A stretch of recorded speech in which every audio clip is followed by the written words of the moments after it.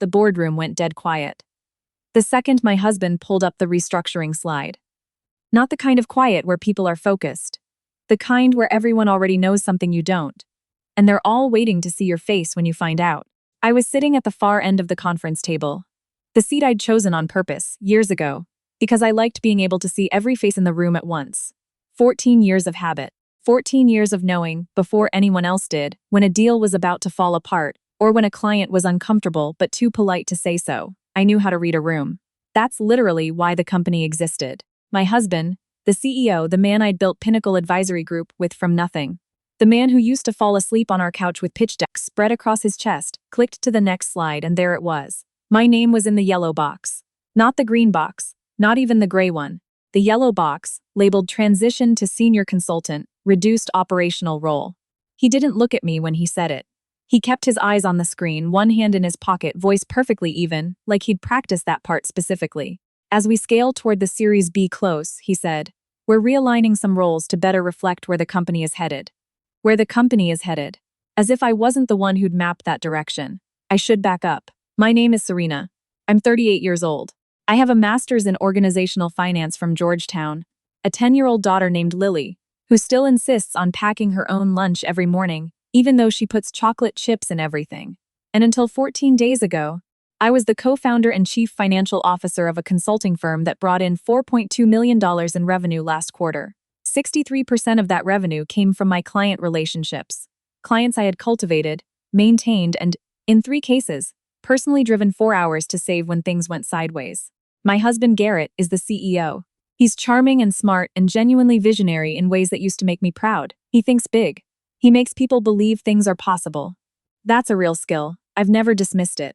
But someone has to make the numbers work. Someone has to sit across from nervous investors at 7 a.m. and walk them through projections line by line until the fear leaves their eyes. Someone has to remember that the Chicago client always needs their reports by Thursday, not Friday, because their internal board meets Friday morning. That someone was me. Every single time. When Garrett and I started Pinnacle 8 years ago, we did it out of our second bedroom. Lily was 2. I was doing client calls while she napped, closing our first retainer contract the same week she started walking. Garrett handled the vision and the pitching. I handled everything else, the contracts, the compliance, the actual delivery of work that made clients want to renew. We were a good team. We were. I thought we still were, until the yellow box. After the meeting, I sat in the parking garage for 11 minutes. I know because I watched the clock on my dashboard go from 3:47 to 3:58 without moving. I wasn't crying. I want to be clear about that. I was doing something quieter and more dangerous than crying. I was running the numbers. 63% of revenue. 3 anchor clients whose contracts were in my name, not the company's, because when we signed them, we didn't have a full legal entity yet, and Garrett had said we'll fix it later, and later kept not coming. A CFO title that, as of that slide, was being reclassified to senior consultant. Senior consultant. Like I'd been hired off LinkedIn 6 months ago. I drove home, made Lily's dinner, helped her with a science worksheet about the water cycle, read her 2 chapters of the book she was obsessed with, and waited until she was asleep. Then I went to my home office, closed the door, and started going through every contract, every client agreement, every retainer document I had. I worked until 2 a.m. By the time I went to bed. I knew exactly what I was going to do. And I knew I needed to do it quietly. Garrett came home the night of the meeting around 8. Lily was still up, so he did the dad thing, piggyback ride, 5 minutes of goofy voices, the whole performance. She loves him. I watched from the kitchen doorway and felt something complicated move through my chest. He came into the kitchen after she was in bed, poured himself 2 fingers of bourbon, and said, "We should talk about the restructuring." "Probably," I said. "It's not personal, Serena." He leaned against the counter and I noticed he'd already loosened his ties. Already comfortable. Already past it. The Series B investors want to see a cleaner operational structure. They want a single executive point of contact. It's just how institutional money thinks, which investors specifically. He set his glass down. What? Which investors asked for the structural change? Meridian? Harvest Cap? Because I've talked to both of them in the last 60 days, and neither of them mentioned anything about. It came up in a sidebar conversation, Serena. You weren't in that meeting. There it was. I wasn't in that meeting, okay? I said. He looked at me like he was waiting for more. For an argument, maybe. For tears, possibly. He'd known me long enough to know I didn't usually let things go with, okay, we can talk more this weekend, I said, and I went upstairs. I didn't sleep much, but I was very productive. The next morning I called Rebecca. Rebecca has been my attorney since year 2 of the company. She's 61. She wears the same style of blazer in 11 different colors, and she has never once told me what I wanted to hear instead of what I needed to hear. Those are the only kinds of people worth having in your corner. I laid out the situation in about 8 minutes. She listened without interrupting, which is what she does when something is serious. The 3 anchor contracts, she said when I finished. Walk me through the signatory line. I did. Silence on her end for a moment. Serena, she said. Those contracts are yours, I know.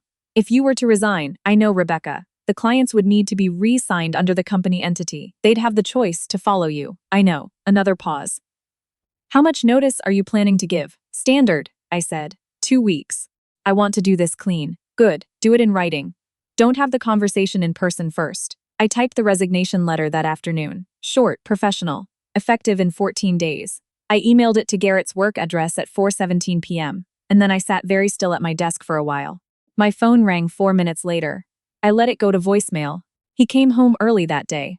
I heard the garage door at 5:30, and Lily heard it too. She came thundering down the stairs yelling, "Daddy's home!" And I stayed in the kitchen, stirring pasta that didn't need stirring. He came in and he looked at me with an expression I hadn't seen on his face before. It wasn't anger. It was something closer to the face he makes when a client meeting goes somewhere he hadn't prepared for. A kind of scrambling behind the eyes. You sent me a resignation letter. I did, Serena, come on. He spread his hands. You didn't have to do this, it's not. I know I didn't have to, I said. I chose to. Because of the slide? This is an overreaction. I turned the burner down and set the spoon on the holder. I kept my voice very even. I've been the CFO of this company for 8 years. I structured every major client relationship we have. I built the financial systems from scratch. And you put me in a yellow box labeled transition without telling me it was coming, in front of our entire team. I looked at him. That's not something I'm going to sit down and absorb, Garrett. That's not who I am. He was quiet for a second. Then, so what, you're just done? You're going to blow up everything we built because your feelings are hurt? I thought about how to respond to that. I'm going to pick Lily up from soccer practice tomorrow, I said. Can you make sure you're home by 7? He stared at me like I'd switched languages. I need to know she's covered, I said. That's what I'm focused on right now. He went into his office. I heard the door close. I finished making dinner. The 2 weeks were the strangest of my life. I went into the office every day. I finished my open deliverables. I documented every process I owned, every client note, every internal system. I trained the junior analyst, Patrick, on 3 things he'd need to know. I was meticulous. I didn't take shortcuts. And quietly, between calls, during lunch, after Lily was in bed, I had conversations. Not dramatic conversations. Not, I'm leaving and here's my plan speeches. Just the kind of conversations I'd been having for years with my clients, where I check in, ask how things are going, make sure they feel taken care of. All 3 of my anchor clients, the ones whose contracts sat in my name, asked some version of the same question within the first week. Are you okay? We heard there's some restructuring happening. Word travels in consulting, it always does. I was honest with them. I'm transitioning out of Pinnacle at the end of this month. I'll make sure your handoff is smooth. Each of them asked the same follow-up question. Where are you going? I told them I was figuring that out, which was true, and which gave each of them the space to say what 2 of them said directly. Let us know when you land somewhere. We'd like to stay connected. The 3rd client, our largest, a regional healthcare group that I'd been working with for 6 years, said something that I wrote down in my notebook afterward, because I wanted to remember it exactly. Serena, you are the reason we've stayed with this firm. Whatever you decide to do next, you call us first. My last day was a Tuesday. I brought back the 2 plants I'd kept on my windowsill. I cleaned out my desk quietly. A few of the team members came by and gave me the kind of hug that says, we both know something has gone wrong here, but we can't say it out loud. I hugged them back. Garrett was in a client call most of the morning. We passed each other in the hallway around noon and he said, "Can we talk tonight?" And I said, "Sure," and that was that. I drove home, picked Lily up from school at 3:15, took her for ice cream, listened to her talk for 45 minutes straight about a book character she'd become obsessed with, and felt, for the first time in 2 weeks, like I could breathe all the way to the bottom of my lungs. That evening, after Lily was in bed, Garrett and I sat in the kitchen. "I want to fix this," he said. "I know you do," I said. "I should have talked to you first.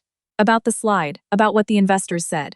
I handled it wrong." He wasn't wrong about that, and I recognized that he was trying in the way he always tries. Direct, forward-facing, already 3 steps into solving the problem. It's the quality that makes him a good CEO. It's also the quality that made him do exactly what he did in the first place. I appreciate you saying that, I said. I really do, so can we, Garrett. I set my hands flat on the table. I resigned. I'm not rescinding it. He was quiet. I'm not trying to punish you, I said. This isn't revenge. I need to work somewhere that I'm not in a yellow box. Even if that somewhere is something I build myself. He asked me what that meant, practically. Where I was going to go. What I was going to do about clients. I told him I'd be taking a few weeks to set up an independent practice. I told him I was going to do right by the transition, that I wouldn't poach anyone from the team, that I wasn't interested in burning anything down. What I didn't tell him, because Rebecca had advised me not to, was that I'd already filed the LLC paperwork. He went to bed without saying much more. I sat at the kitchen table for a long time, looking at the backyard in the dark, not sad, not angry. Ready. The call came on a Thursday morning, 4 days after my last day, my cell phone. Garrett's name on the screen. 9:14 a.m. Serena. His voice had a quality I hadn't heard in a long time, a tightness. Did you talk to Harborview? Harborview Healthcare, my third anchor client, the largest. I told you I had a transition conversation with all 3 of my clients, I said. They called this morning and told us they're not renewing their contract. I let that sit for a second. Garrett, their contract is in my name. The renewal decision has always been. And Morrison Partners, he said. They called an hour ago. Same thing, 2 of the 3. By 9:30 in the morning, I heard something in the background on his end. Voices, movement. He wasn't calling from his office. He was moving through the building. Where are you? I asked. I'm going to talk to the team. We need to. There are going to be questions and I have to. He stopped, exhaled. Is there any way you'd consider coming back in? Just for a transition period. To help stabilize? No, I said. Serena. Garrett. I kept my voice gentle because I meant it gently. You restructured me out of my own company. You can't come 4 days later and ask me to come back in to clean it up. That's not something I'm able to do. Silence. I'm sorry, I said, and I meant that too. I hope you figure it out. I ended the call. My hands were perfectly steady. The third client, a mid-sized financial advisory group I'd worked with for 4 years, called me directly 2 days later. We heard you've gone independent, the principal said. I have. I just filed. We'd like to be your first client. I was standing in my kitchen, still in the sweatshirt I'd worn on the school run. Lily's backpack was on the counter. There was a permission slip I needed to sign stuck to the fridge. I'd like that, I said. Send us the new entity information when you're ready. We'll have legal repaper everything this week. After I hung up, I sat down at the kitchen table. The same table where I'd sat in the dark 4 nights earlier, looking at the backyard. And I let myself feel it. Not triumph. It wasn't gloating. It wasn't watching him fall. It was something quieter than that. It was the feeling of having known, finally, exactly what I was worth, and deciding not to let anyone else set that number for me. I've been running Serena Voss Consulting, SVC. We're already workshopping the branding, for 6 weeks. I work from home on Mondays and Fridays. Lily knows that those are the days she can interrupt me for snacks without knocking. We've made it a whole system. I have 3 clients right now, 2 more in active conversations. Rebecca reviewed my standard contract and said, with her version of a smile, "This is airtight." I take that as high praise. Garrett and I are in couples counseling. That part of the story is ongoing and complicated and not something I'm going to narrate in full, because some things deserve to stay private. What I'll say is that we're trying, and that trying looks different than it did before, and I'm not sure where it ends up. I'm at peace with not knowing. What I do know is this. 14 years ago, I sat across a folding table in our second bedroom and I built something from nothing. I knew how to do it then. I still know how to do it now. Maybe better. The yellow box didn't break me. It just showed me which direction to walk.